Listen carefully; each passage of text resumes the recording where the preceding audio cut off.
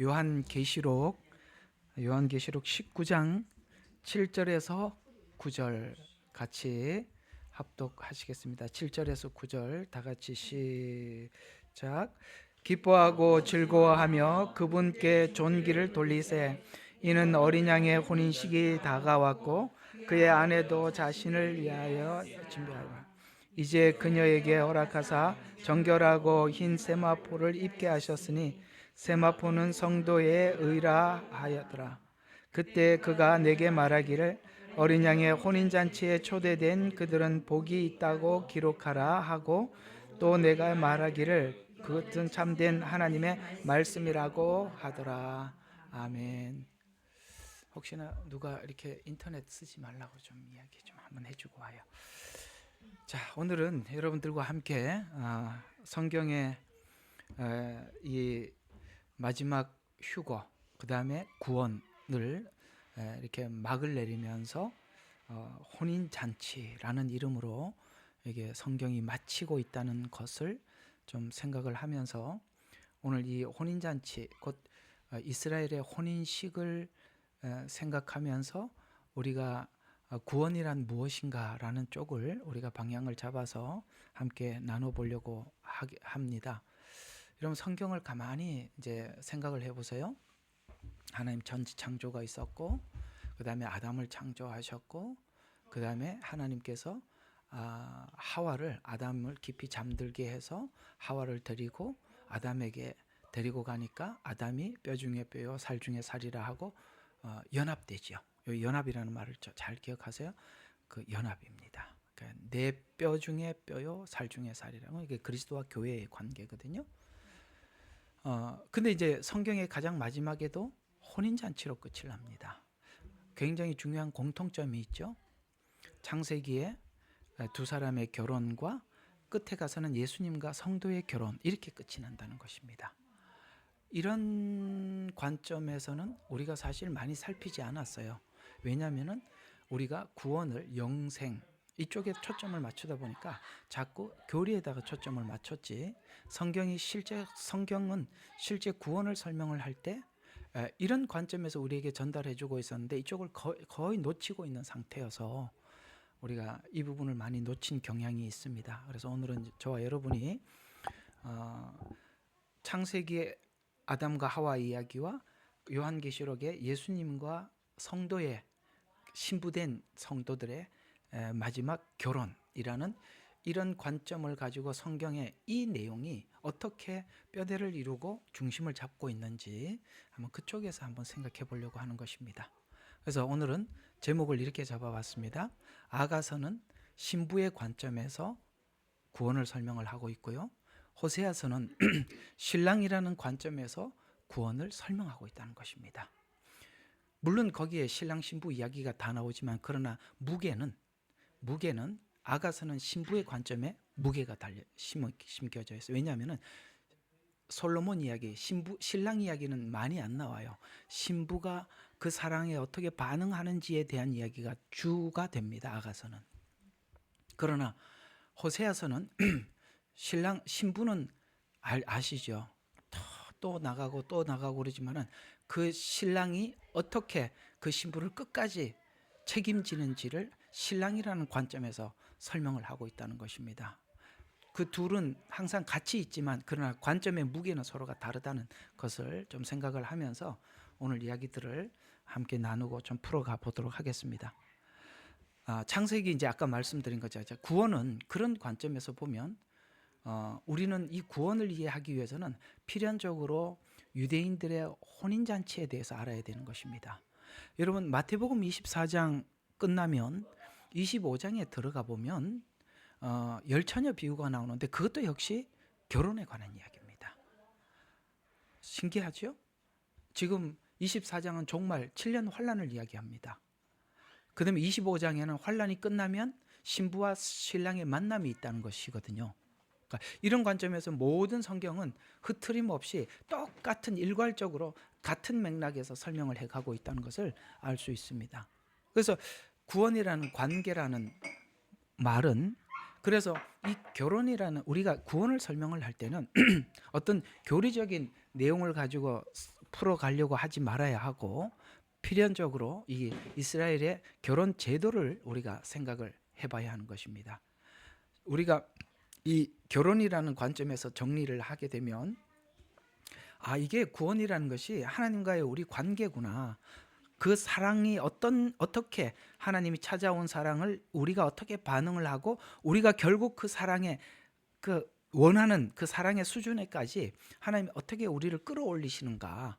그러니까 이런 관점에서 보면 성경이 다른 각도에서 어떤 교리를 자꾸 대입시키지 않고 이런 각도에서 풀어나가면 아마도 여기 성경에 이게 난해한 이야기들은 사라지게 될 것입니다. 과연 이렇게 보면 이스라엘은 와서 약속을 하죠. 이걸 보고 정혼이라, 이렇게 우리는 약혼이라 뭐 이렇게 표현하기도 합니다. 정혼을 하고 정혼한 자들과 함께 부부가 어느 날 어느 시점에 결혼식을 하게 되겠죠. 자, 그렇게 보면 우리가 지금 로마서에서나 모든 교리에서 세우고 있는 이런 신학적인 정립이 자연스럽게 되는 게 뭐냐면 칭의. 이거는 뭡니까? 신랑이 와서 신부에게 약속하는, 이게 정약이지 않습니까? 그렇죠? 그 다음에 성화는 뭐냐면 만나기 전까지 신부가 신랑의 수준에 이렇게 끌어올라가는 시간이겠죠? 그걸 보고 성화라고 이야기합니다. 영화는 뭘까요? 결혼식입니다. 그러니까 자연스럽게 이 제도를 가지고 도입을 해보니까 신학은 칭의, 그 다음에 성화, 영화, 로마서에서 그렇게 말하잖아요. 의롭다 하시니고 의롭다 하니가 그들을 우리를 어떻게 합니까? 영화롭게 하셨느니라. 이렇게 말씀하고 있는 것들이 그냥 자연스럽게 이 결혼 제도하고 연관을 시켜보면 정확하게 이렇게 선이 딱 그어지는 겁니다. 정확합니다. 다르지 않죠? 자, 이런 교리가 자연스럽게 정립되고 이게 이 구원을 지식이 아닌 변화, 감정의 변화. 감정의 변화가 뭐냐면 사랑이란 감정 없이 변화될 수는 없어요. 그렇죠? 사랑은 그 사랑의 감정을 느끼면서 변화가 되는 거거든요. 만약에 이 사랑이 빠진 상태에서 변화가 되면 감정이 연합되지 않는 상태에서 변화되는 것은 조건부가 되는 것입니다.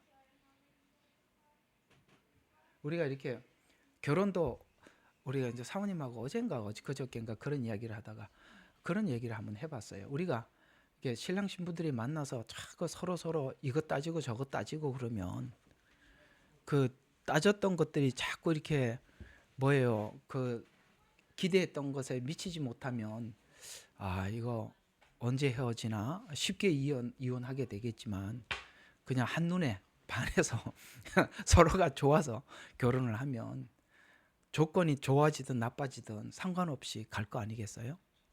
그래서 정신 없을 때 결혼하는 게 좋은 것 같아요. 정신 차리고 나면 결혼하기가 어려워지지 않을까? 뭐 서로 그렇게 웃으면서 한 이야기가 있었습니다.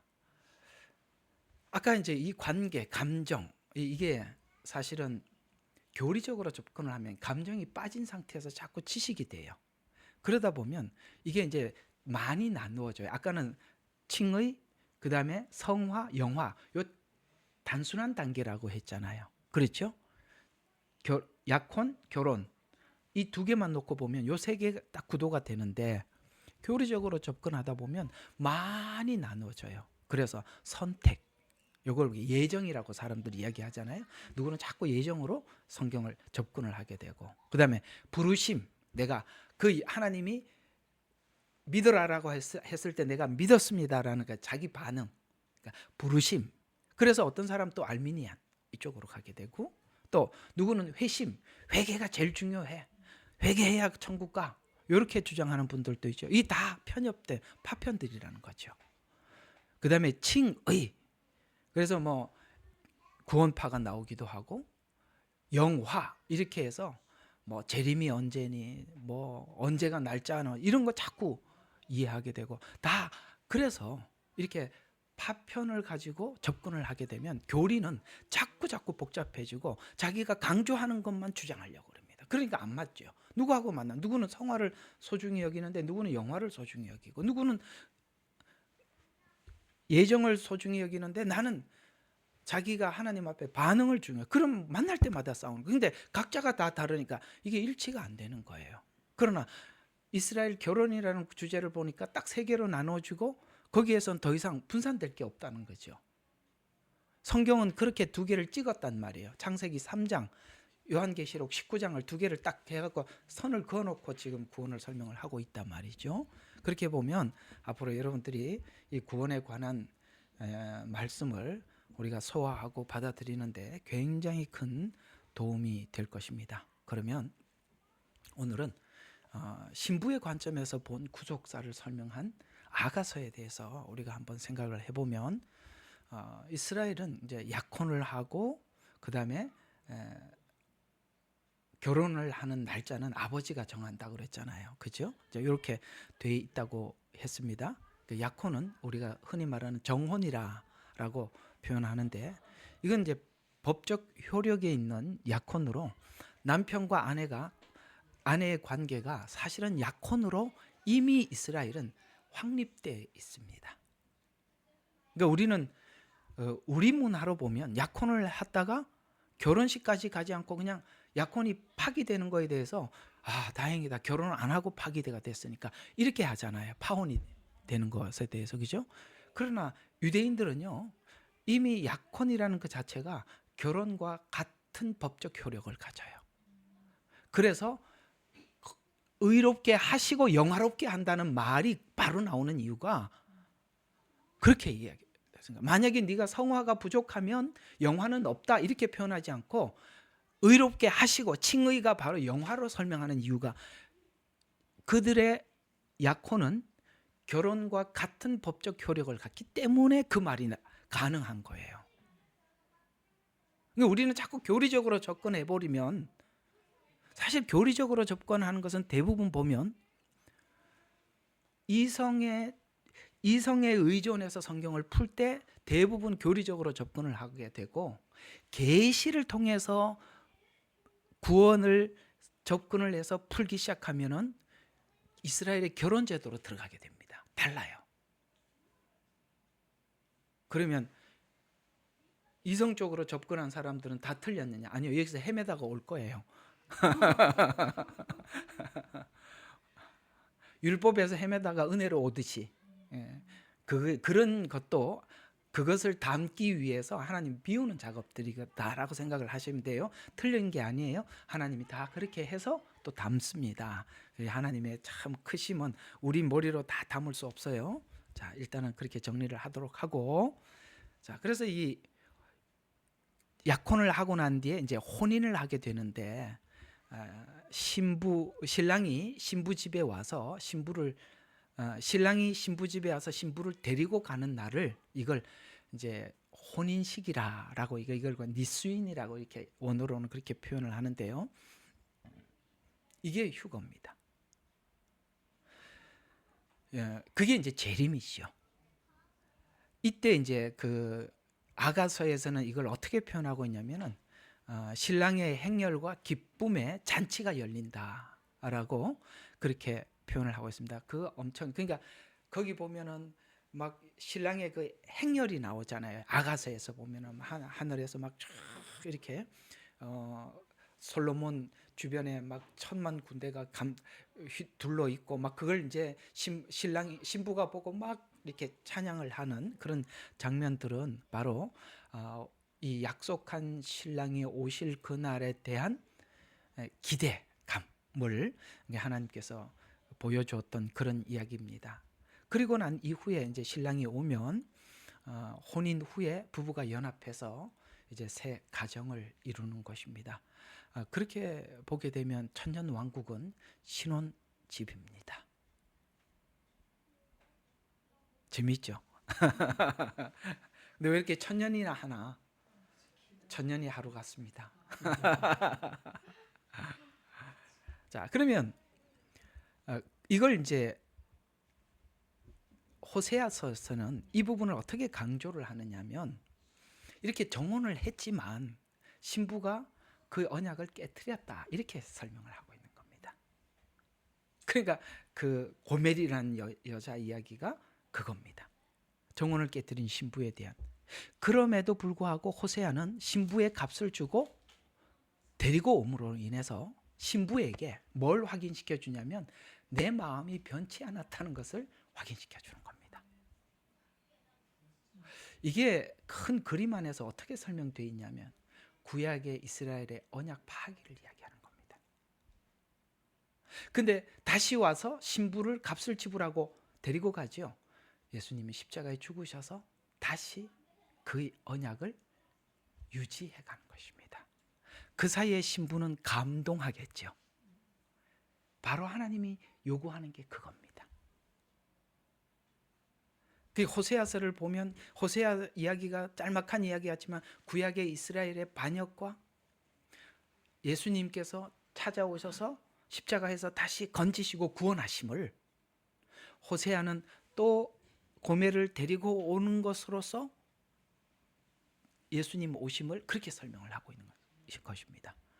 우리 입장에서 봤을 때는 언약이 파기가 됐지만 신랑이 여전히 그 언약을 지켜나가고 있었다라고 이렇게 설명을 하고 있는 것이죠. 큰 그림에서 보면 이스라엘의 언약 파기, 예수님 오심 이렇게 설명을 할 수가 있고, 짧게는 창세기에서 에덴 동산에서 선악과를 먹은 언약 파기, 그 다음에 추방 이런 이야기로 이렇게 다 설명을 할 수가 있습니다. 그럼 이 호세아서에서 하고 싶은 얘기가 도대체 뭐냐 이거죠. 호세아가 하고 싶은 이야기는 우리는 언약을 파기했지만 신랑의 변함없는 사랑 때문에 신부의 사랑이 흔들리지 않고 자라 성숙할 수 있었다는 거예요. 우리가 지금 살아가면서 주님과의 관계 속에서 느끼는 게 우리는 늘 넘어지고 주님을 부인하지만 여전히 변함없이 우리를 사랑하시는 그 사랑에 우리가 감동해서 다시 한번 하나님 앞에 한 걸음 더 나가게 되고 성숙해 가듯이 말이죠. 똑같은 이야기죠. 그래서 아가서와 호세아서는 이걸 이제 같이 이렇게 쭉 보면은 하나님께서 우리를 찾아오신 것이 무엇이었냐? 은혜의 부르심이었다는 거예요. 은혜는 뭐죠? 상대방이 어찌하든지 상관없이 조건 없이 부르셨다는 것입니다. 주님 이 땅에 오셔서 우리에게 새 언약을 하셨죠. 그건 보세요. 놀라웠게 지금 성찬식을 하고 좀 있으면 제자들이 부인하고 가요. 우리는 성경 전체를 가지고 있잖아요. 그렇죠? 언약을 했어요. 근데 제자들은 다 부인하고 그 자리를 떠납니다. 그러나 다시 부활하셔서 제자들을 만나 주시고 하나님의 용서와 사랑의 변함없음을 그들은 그 순간 완전히 다른 사도들로 거듭나게 됩니다. 사실 우리는 우리가 뭐가 사랑이 있어서 하나님을 사랑하는 게 아니라 하나님의 사랑에 감동해서 우리 사랑을 유지하고 있다는 것입니다. 이 사랑이 내 안에서 나온다고 생각하고 있으면 큰 오해입니다. 그걸 우리는 하나님의 은혜의 부르심이라 이렇게 표현을 하고 있는 것입니다. 그래서 신랑의 시선에서 보면 호세아서죠. 신랑의 시선에서 보면 죄와 음란한 속에서도 택함을 받은 신부, 우리가 그런 줄 알고 구원하셨다는 거예요. 우리가 이럴 줄 알고 그랬다면 하나님 실망시켜 죄송합니다라고 하지만 주님은 사실 나 그런 줄 알고 시작했다 이렇게 얘기하는 겁니다.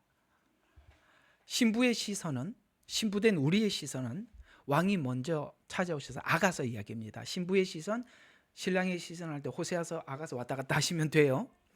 예. 그래서 왕이 먼저 찾아오셔서, 그래서 아가서 보면은 솔로몬 왕이 슐라미를 찾아왔지 슐라미가 왕을 찾아간 건 아니지 않습니까? 그렇게 나와 있단 말이죠. 신부를 부르시죠.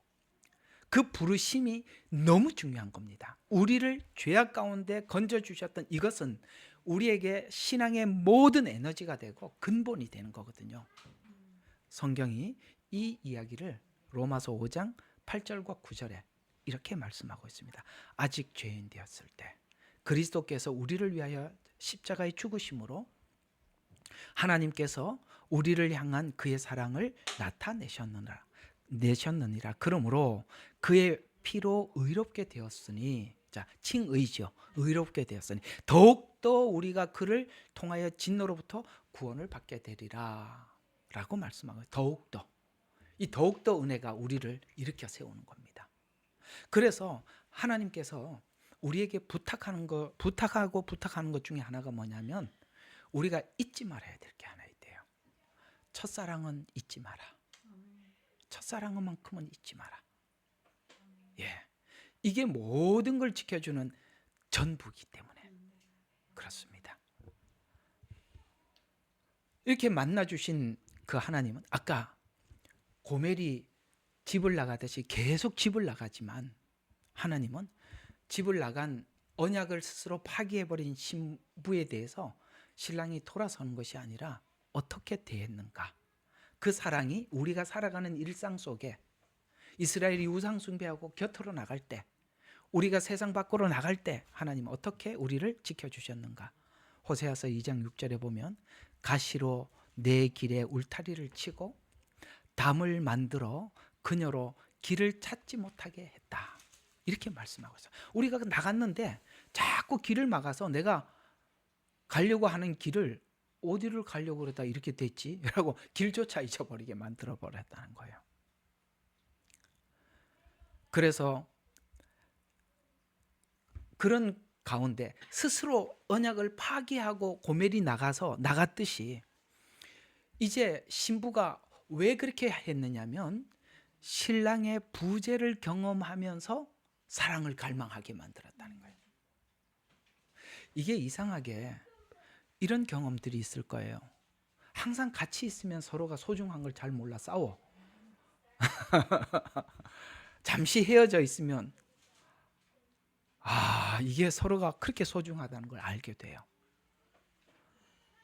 난 우리 처남이 여기 와서 한 얼마 동안 있는데 너무너무 힘들다. 뭐가 그렇게 힘드냐고 물어봤더니 자기는 그 아내하고 헤어진 적이 없어갖고 이렇게 사는 게 너무 이상하다는 거예요. 그래서 빨리 집에 가야 된다 그래서 보냈었어요.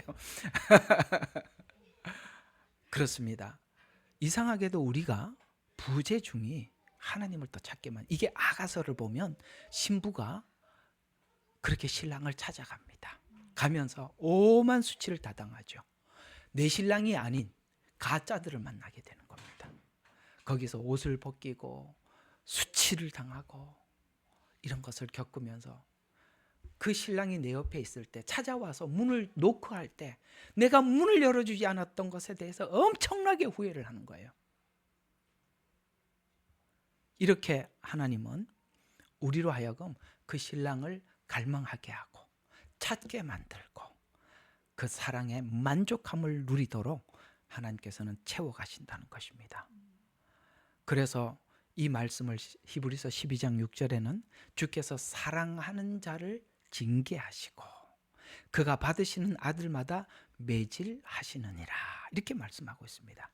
징계를 통해 신랑이 신부를 향한 사랑을 확인하고 마음의 언약을 심어가면서 회복되어 가는 사랑을 하나님께서 만들어 간다는 것입니다. 그래서 우리가 곁길로 갔을 때 매를 맞으면서 여전히 신랑의 시선과 마음이 내게 향해 있구나라는 것을, 우리는 도리어 이 징계가 하나님 어떻게 그럴 수 있어가 아니라 하나님의 사랑이 변치 않음을 확인하는 것이라 성경은 그렇게 우리에게 말씀하고 있는 것입니다. 그래서 또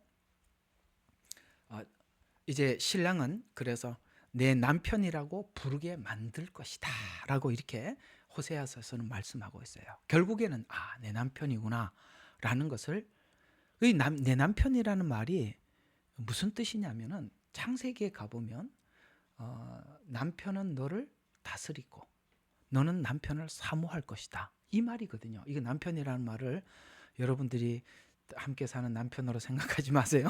그 남편이 아니라 처음부터 남편은 어떤 존재였냐면은 사모하는 존재, 다스리는 존재. 그래서 내가 항상 예수님을 사모하고 예수님이 나를 다스리는 것에 대해서 안정감을 느끼는 거예요.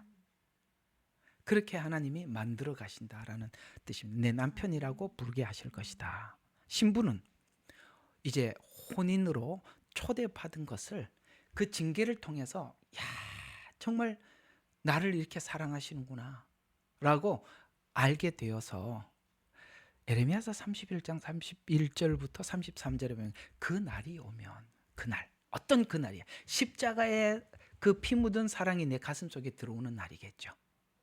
그 날이 오면 이스라엘 집과 유다 집에 새 언약을 맺으리니 라고 쭉쭉 이야기하면서 끝에 내 법을 속에 두며 마음속에 기록하여 하나님이 우리에게 하나님이 될 것이다. 이건 누구인데 가르침을 받아서 드는 게 아니라 너희들이 그걸 알게 되리라 스스로라고. 그렇죠. 우리가 두 사람이 눈이 맞을 때 그 상대방의 이력서를 보고 눈이 맞는 게 아니잖아요. 보면 알잖아. 이게 보면 알잖아, 서로. 그렇듯이. 그래서 그 사랑이, 그 하나님의 법이 내 속에 들어오게 만드는 거예요. 그 사랑이, 하나님의 말씀이 내 속에 들어오게 하는 거예요. 그래서 십자가 은혜를 가슴속에 깊이 깨닫게 해주고, 그게 뭘 깨닫게 해주느냐. 주님께서 나를 값주고 사셨는데 그 값주고 사시기 위해서 치른 성육신이 무엇이고, 빌라도돌에서 어떤 고통을 겪으셨으며, 그 십자가에 어떻게 그 발이 올라 죽으셨는지를, 어떻게 나를 값주고 사셨는지, 예를 들어서 정혼하러 오실 때 나를 위해서 치른 값이 어떻게 값을 치르고 나를 샀는지 알게 된단 말이죠. 이걸 하나님께서 2000년 전에 하시고 가시고 우리에게 평생 이걸 심어주시겠다는 거예요. 그래서 호세아서 2장 1절과 2절에는 신랑께서 값을 치른 것에 대해서 이렇게 말씀하고 있습니다. 다른 신을 찾고 여러 병의 포도주를 즐기는 이스라엘 가늠하는 한 여인을 사랑하라 하시기에 은 15과 보리 한 오멜과 보리 반 호멜을 사서라고, 이렇게 사서라고 이야기하는데, 여기 나오는 은 15, 보리 한 오멜, 보리 반 호멜은 무슨 뜻이냐면 그 당시에 창녀들을 구제하는 값이에요. 그래서 자기가 이렇게 팔려간 거 아니에요. 창녀니까. 그 창녀를 그 자리에서 건져 오려면 이걸 치러야만이 그 자리에서 건져내 올 수 있어요. 그러니까 우리가 죄를 지어서 사망의 건세, 선악과를 따먹어서 그렇게 됐단 말이죠. 근데 그걸 되찾아오려면, 창녀를 찾아오기 위해서는 이걸 치러야 하듯이 우리를 되찾아오려면 우리를 대신해서 죽으셔야만 하는 거예요. 이러지 않고는 우리를 구해낼 방법이 없는 거죠. 이걸 신부가 깨닫게 되는 것입니다. 베드로전서 1장 18절과 19절에는 이 말씀을 이렇게 설명하고 있습니다. 너희 조상들로부터 전통을 이어받은 허망한 행실이 아니라 금이나 은같이 썩어질 것으로 구속된 것이 아니라는 거예요. 우리는 뭔가를 값을 치르고 구원을 받은 게 아니라는 거예요. 금이나 은, 조상들의 행실, 율법으로도 아니고, 우리가 뭔가를 천주교에서 말하는 것처럼 그 연옥에 있는 사람들 하기 위해서 돈을 옛날에 그랬잖아요. 쨍그랑 집어넣으면 연옥에서 조금씩 천국으로, 이렇게 금이나 은, 이런 뭔가를 값을 치는 게, 은혜는 값을 치른 게 없다 이 말이에요. 금이나 은이나 썩어질 것으로 구속받은 것이 아니라 흠 없고 점 없는, 왜요? 우리 죄를 대신하기 위해서는 그분이 흠도 없고 점이 없어야 내 죄를 대속할 수 있으니까, 흠 없고 점 없는 어린 양 같은 그리스도의 보배로운 피로 구속을 받았다, 이렇게 말씀하고 있습니다. 마지막으로는 피로 구원받은 신부는 혼인할 그날, 이제 지금 쭉 신부의 사랑을 확인을 했잖아요. 그러니까 신랑의 사랑을 확인을 했잖아요. 알아가고 있잖아요. 그러면 신랑이 뭘 원하는지 알고 있잖아요. 그렇기 때문에 자연스럽게 신부는 뭐를 하느냐면 혼인을 할 그날을 준비하는 겁니다. 그게 바로 성화라 이 말이에요. 신랑이 그걸 원한다는 걸 안다 이 말이에요. 그래서 제가 늘 하는 말이, 구원의 정확한 이해는 신랑이 뭘 원하는지 알아야 하는 것인데, 그게 성화라는 걸 누구나 알 수밖에 없는데 왜 성화가 빠진 상태에서 설명을 하냐 이 말이에요.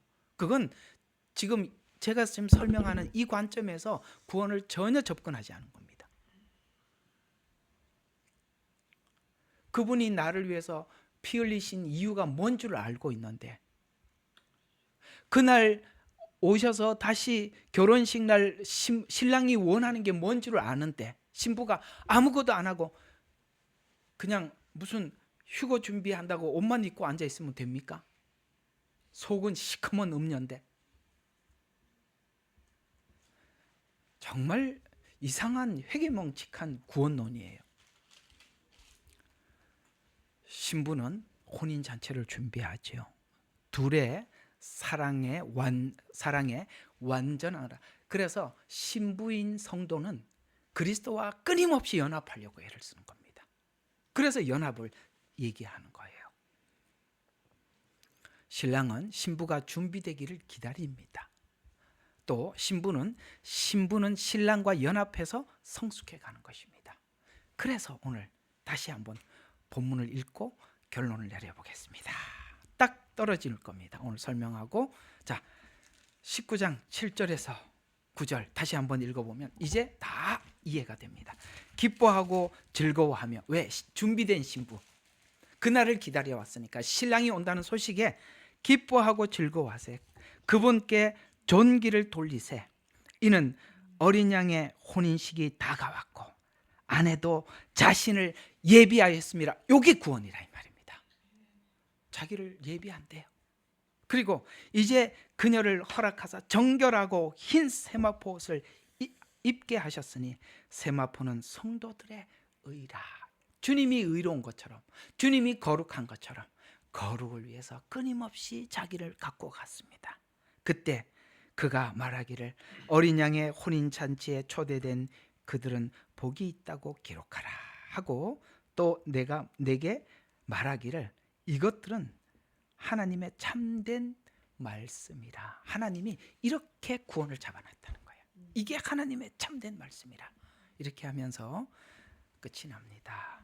우리는 살아가면서 경험하는 것은 단순해요. 하나님의 언약의 신실하심, 나의 부족함. 그런데 내가 그 변함없는 사랑 때문에 내 자신이 하나님 앞에 끌려가고 있음을 부인할 수 없는 게 구원의 이야기랍니다. 사랑하는 여러분, 우리 모두는 오늘 제가 말씀드린 대로 이렇게 접근하셔서 이 구원을 정리하시고 이해해 나가셨으면 바랍니다.